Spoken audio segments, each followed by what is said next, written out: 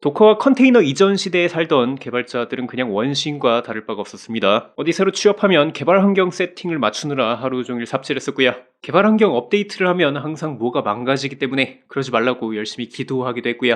그리고 내가 코드 짠 걸 서버 컴퓨터에 보내서 실행만 하려고 하면 컴퓨터가 에러나고 폭발하고 그런 일들이 많아서 배포하기 전에 고사도 지내고 그랬습니다. 하지만 도커와 컨테이너가 등장하고 나서 이 짓거리가 거의 없어졌고요. 그래서 그런지 개발자들이 가장 많이 쓰는 툴 1위를 매년 도커가 차지하고 있고요. 그리고 또 요즘은 코딩 책을 보려고 해도 아니면 인터넷에서 딥러닝 모델을 다운받아서 돌리려고 해도 도커 명령어부터 보이는 경우들이 많습니다. 자, 도커가 뭐냐면 리눅스 컨테이너를 기반으로 만든 OS 레벨의 가상화 기술인데 이따구로 설명하면 다 뒤로 가기 누르니까 쉽게 이해해 보도록 합시다. 여러분들이 코딩하다가 망해가지고 서울에다가 이제 뭐 치킨집을 하나 차렸다고 칩시다. 근데 잘 돼가지고 이번에 부산에다가 분점을 내고 싶은 거예요. 그러면 부산 지점은 어떻게 운영할 거예요? 가장 쉽게 할 수 있는 게 내가 쓰던 레시피만 보내서 이걸 그대로 따라하라고 하는 거예요.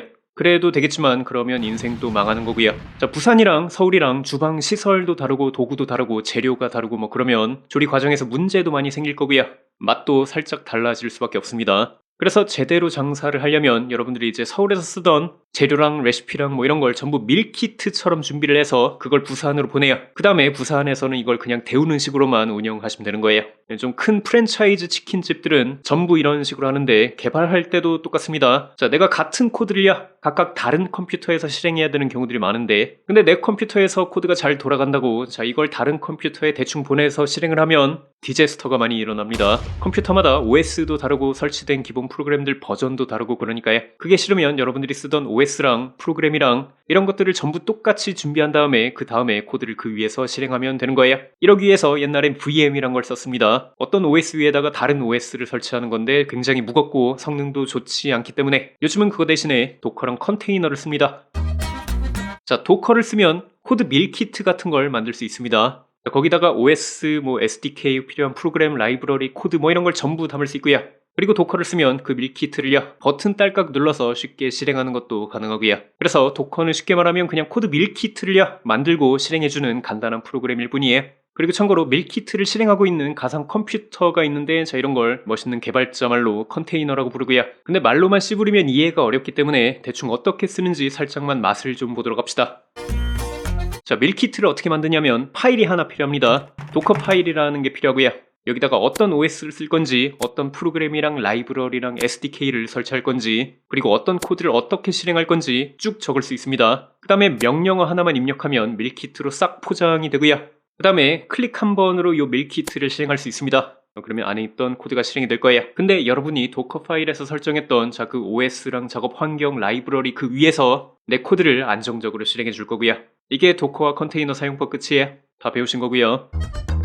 도커와 컨테이너가 발견되고 나서 자 개발자들도 요걸 써서 온갖 신기한 짓을 하기 시작을 했습니다. 자 밀키트 덕분에 이제 배포 같은 것도 되게 쉬워졌기 때문에 자 요즘은 어떤 식으로 서버를 개발하냐면 예전엔 서버 기능을 하나의 프로그램 안에 다 쑤셔 넣었었는데 자 지금은 잘게 쪼개서 여러 프로그램으로 이렇게 나누기 시작을 했습니다. 이걸 MSA라고 하는데 요즘 백엔드의 밥줄이 되었고요. 그리고 프로그램을 빌드하고 테스트하고 배포하는 작업이 도커 덕분에 초딩도 할 수 있을 정도가 됐기 때문에 이제 자동 배포 같은 걸 도입하기 시작하는 곳들이 매우 많아졌고요. 그리고 도커를 쓰면 원하는 프로그램을요 원하는 버전 그리고 원하는 OS 위에 되게 쉽게 설치하고 깔끔하게 삭제까지도 할 수 있기 때문에 내 로컬 컴퓨터에 설치하기 싫어하는 결벽증 걸린 개발자들이 생기기 시작을 했고요.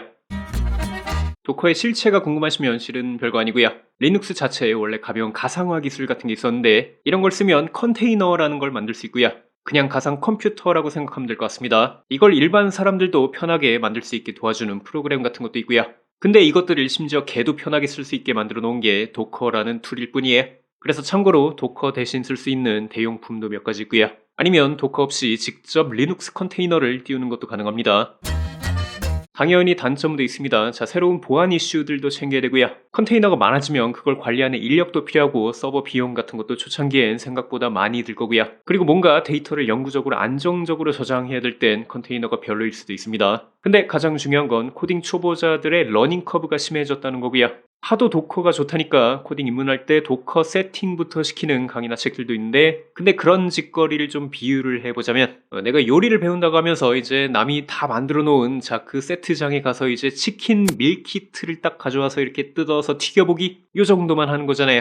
여러분들이 그것만 하다가 죽고 싶으면 그러시면 되는데, 자, 근데 나중에 나만의 치킨 요리를 만들어서 이제 나만의 밀키트도 만들고 나만의 분점도 내고 그러고 싶으면 남의 밀키트 같은 거 도움 없이 이제 직접 내가 요리를 해보는 것도 중요하고요. 그러니까 코딩 입문을 하실 땐 도커 도움 없이 자, 내 컴퓨터랑 직접 싸우면서 UFC를 한번 해보란 소리에 그런 경험이 있어야 나중에 이제 도커 파일을 자신있게 작성해서 이렇게 빌드하고 배포하고 그럴 수 있는 거예요. 근데 지금은 코딩 배우는 시간이 아니기 때문에 자, 도커라는 간단한 툴을 배우는 시간이기 때문에 잔소리는 여기까지 하고요. 이제 도커를요, 혼자 알아서 이렇게 잘 쓸 수 있는 방법을 주로 준비해봤으니까 이런 것들 배워가시면 될 것 같습니다. 그 다음에 뒤에 가서 도커 컴포즈랑 오케스트레이션 툴 사용법까지 좀 알아보도록 합시다.